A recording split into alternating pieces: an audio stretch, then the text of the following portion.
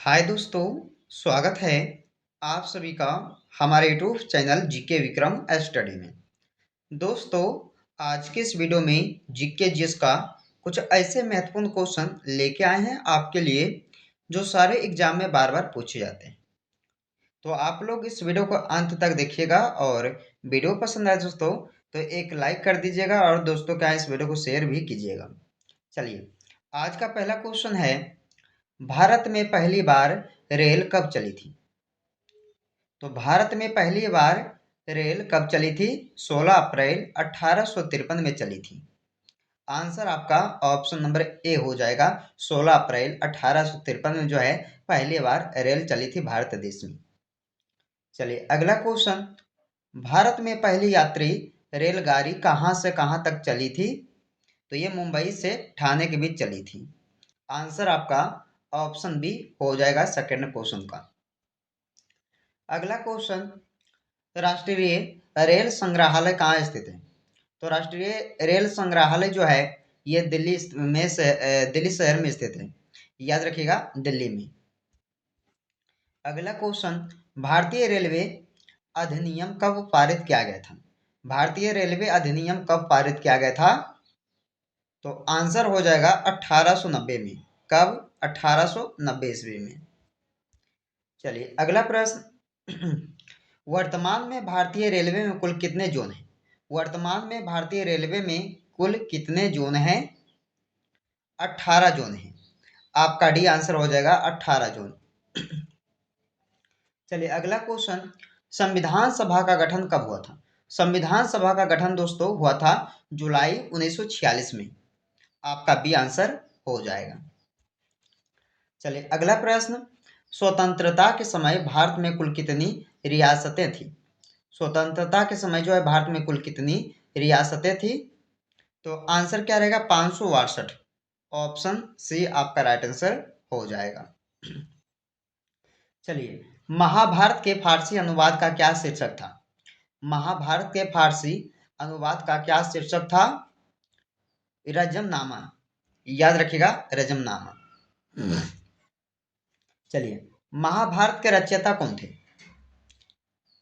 महाभारत के रचयिता कौन थे? महर्षि वेदव्यास। डी आपका आंसर हो जाएगा। महर्षि वेदव्यास जी जो हैं यह महाभारत के रचयिता कहलाते थे। चलिए अगला क्वेश्चन, आर्यों का भारत आगमन कब हुआ था?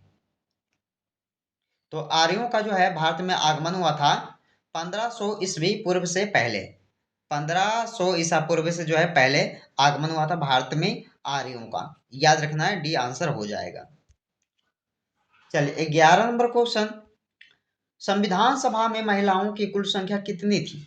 संविधान सभा में महिलाओं की कुल संख्या कितनी थी? 15। आपका आंसर भी हो जाएगा 15। चलिए दोस्तों 12 नंबर क्वेश्चन, ऋग वैदिक आर्यों की भाषा क्या थी? तो ऋग वैदिक आर्यों की भाषा थी क्या? संस्कृत। बी आंसर हो जाएगा संस्कृत। चलिए 13 नंबर क्वेश्चन, सबसे कठोर पदार्थ कौन सा है? सबसे कठोर पदार्थ कौन सा है? हीरा।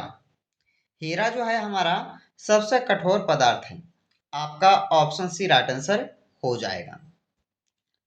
चलिए 14 नंबर क्वेश्चन, सर्वाधिक प्रात्यास्थ धातु कौन सी है? सर्वाधिक प्रात्यास्थ धातु कौन सी है? स्टील। आंसर ए हो जाएगा स्टील। चलिए दोस्तों 15 नंबर क्वेश्चन, सर्वप्रथम खोजा गया क्षुद्र ग्रह कौन सा है? सर्वप्रथम खोजा गया क्षुद्र ग्रह जो है यह कौन सा है? सिरियस। आंसर आपका ऑप्शन सी हो जाएगा सिरियस। चलिए दोस्तों 16 नंबर क्वेश्चन, शून्यवाद का प्रतिपादक कौन था? शून्यवाद का प्रतिपादक कौन था? नागार्जुन। आपका सी राइट आंसर सही हो जाएगा। चलिए दोस्तों अगला क्वेश्चन, गौतम बुद्ध का जन्म कहाँ हुआ था? गौतम बुद्ध का जन्म हुआ था लुम्बिनी में। आंसर आपका ऑप्शन सी होगा, लुम्बिनी शहर में हुआ था गौतम बुद्ध जी का जन्म।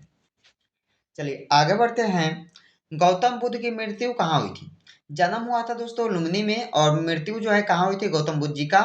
तो कुशीनगर, याद रखिएगा आपका आंसर क्या रहेगा सही, ऑप्शन सी रहेगा कुशीनगर।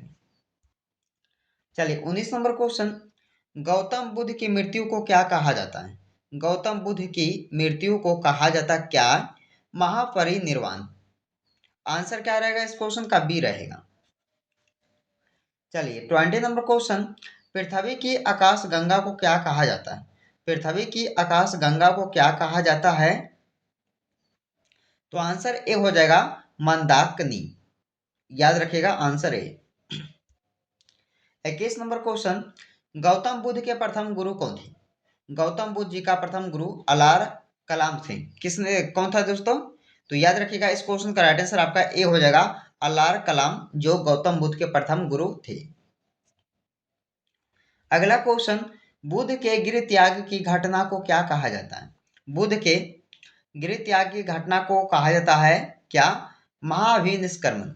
महाभिनिष्क्रमण, यानी कि इस क्वेश्चन का डी आपका आंसर हो जाएगा।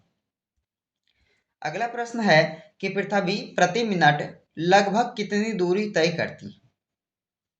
तो पृथ्वी जो है 1 मिनट में लगभग कितनी दूरी तय करती है? 49 किलोमीटर। याद रखिएगा आप सब, इसका आंसर क्या रहेगा दोस्तों? तो इस क्वेश्चन का राइट आंसर याद रखना है आपका ऑप्शन ए हो जाएगा, कितना रहेगा? 49 किलोमीटर हो जाएगा। चलिए अगला क्वेश्चन, अगले प्रश्न में पूछा गया आपसे कि किसी तारे का रंग किसका सूचक होता है? किसी तारे का रंग किसका सूचक होता है? तो याद रखिएगा तापमान का। चलिए अगला क्वेश्चन, कि कौन सा ग्रह हरे प्रकाश को उत्सर्जित करता है? हरे प्रकाश को उत्सर्जित करता है कौन सा ग्रह? नेपच्यून। नेपच्यून, यानी कि आंसर आपका ऑप्शन नंबर ए सही हो जाएगा। चलिए दोस्तों, सौर मंडल का जन्मदाता किसे कहा जाता है? एग्जाम में बार बार पूछा जाता है ये क्वेश्चन, याद आप लोग जरूर रखिएगा। तो सौर मंडल का जन्मदाता कहा जाता है सूर्य को। आंसर बी ऑप्शन सही हो जाएगा। अगला प्रश्न है, सौर मंडल का सबसे गर्म ग्रह कौन सा है? सौर मंडल का सबसे गर्म ग्रह कौन सा है? शुक्र ग्रह। आपका सही राइट आंसर सही हो जाएगा। चलिए अगला क्वेश्चन, बौद्ध धर्म ग्रहण करने वाली पहली महिला कौन थी? बौद्ध धर्म ग्रहण करने वाली जो पहली महिला थी वो थी प्रजापति गौतमी। याद रखना Gautami, option number B right answer सही हो जाएगा। चलिए 29 नंबर क्वेश्चन, प्रथम बौद्ध संगीति कहाँ हुई थी? तो प्रथम बौद्ध संगीति हुई थी कहाँ दोस्तों? राजगृह, राजगृह में हुआ था। आंसर बी हो जाएगा, याद रखना है। चलिए इस वीडियो का अंतिम क्वेश्चन, भविष्य का ईंधन किससे कहा जाता है? मीथेन, हाइड्रोजन, इथेनॉल या बायोडीजल? तो भविष्य का ईंधन जो है हाइड्रोजन को कहा जाता है। एग्जाम में ये भी प्रश्न जो है बार बार पूछा जाता है। इस क्वेश्चन का राइट आंसर क्या रहेगा? ऑप्शन बी रहेगा हाइड्रोजन, जो भविष्य का ईंधन इसे कहा जाता है। तो दोस्तों 30 ऐसे क्वेश्चन एग्जाम के लिए काफ़ी इंपॉर्टेंट रहेगा ये सारे क्वेश्चन, तो आप लोग इस वीडियो को पूरा ध्यान से देखिएगा। और दोस्तों वीडियो पसंद आए तो लाइक एंड शेयर कीजिएगा दोस्तों क्या। चलिए आपसे मिलते हैं फिर अगली वीडियो।